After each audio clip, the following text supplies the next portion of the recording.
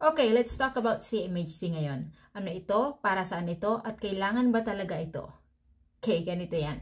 Pag bibili ka ng bahay dito sa Canada at ang down payment mo ay less than 20%, required kang kumuha ng mortgage loan insurance. Ito din yung tinatawag nilang mortgage default insurance premium.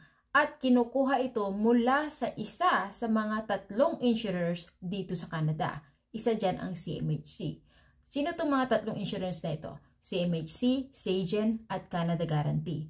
Pag nag-apply ka ng mortgage at less than 20% ang down payment mo, ang lender mo ang pipili kung kanino sila kukuha ng insurance doon sa 3 insurers na yan.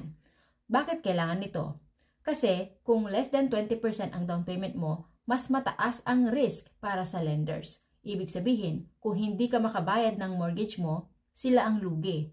Pero kapag may insurance, covered sila.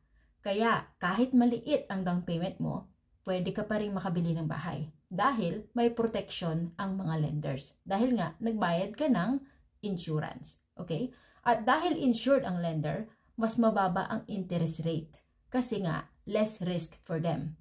So, minsan, kahit may dagdag na insurance premium, overall, mas mababa ang monthly payment mo kumpara sa mga may 20% down payment pero higher ang interest rate nila.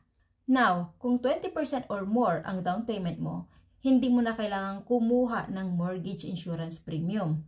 Pero, dahil hindi insured ang mga lender ngayon, mas mataas ang interest rate in most cases. Kasi nga, mas mataas na yung risk nila. Kasi, hindi sila insured.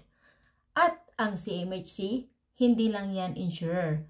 Government-backed yan. Kaya may mga specific guidelines din sila to help make housing more accessible, lalo na sa mga first-time home buyers. Kaya next time na marinig mo yung CMHC, Sagen, or Canada Guarantee, alam mo na. Yan ang mga nagbabantay sa likod ng mga mortgage lenders para tuloy pa rin ang pangarap ng maraming Canadians na magkaroon ng sariling bahay. Okay ba?